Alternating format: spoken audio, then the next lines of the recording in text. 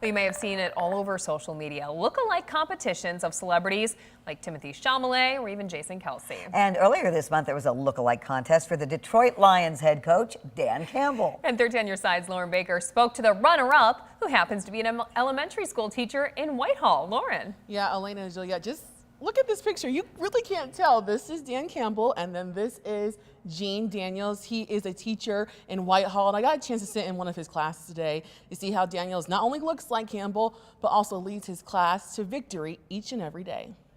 Inside an art classroom in Ealy Elementary School. How many of you love getting Christmas presents? Me too. Students are gaining an extra point or two. How many of you love giving them? See, I like that even more. Thanks to none other than Dan Campbell himself. Well, sort of. With a hat, I can see a resemblance. That's really Gino Daniels, a 3rd, 4th, and 5th grade art teacher who loves to teach, and of course, the Lions. It's the only team to root for. And people ask me, like, if you're not watching the Lions, who are you watching? I'm not.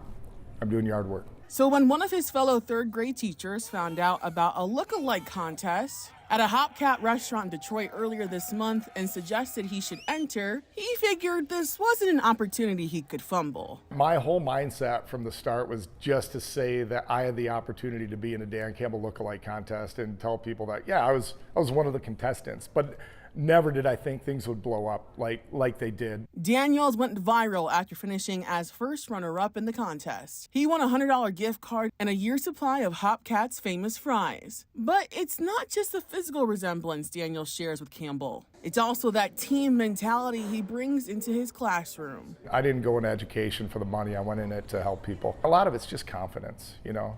Give these kids some confidence and let them know that, you're at point A right now, we're going to get you to point B. You're going to get better. He says that team also includes fellow educators at his school and administrative leaders. And while Ford Field is several miles away, and he isn't the real Dan Campbell, he says he's grateful not only to see the success done by the Lions on the field. I love watching the Lions.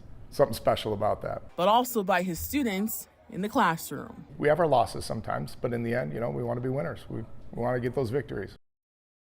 Daniel says all of the Dan Campbell lookalikes still keep in touch and they call themselves the Dan Clan.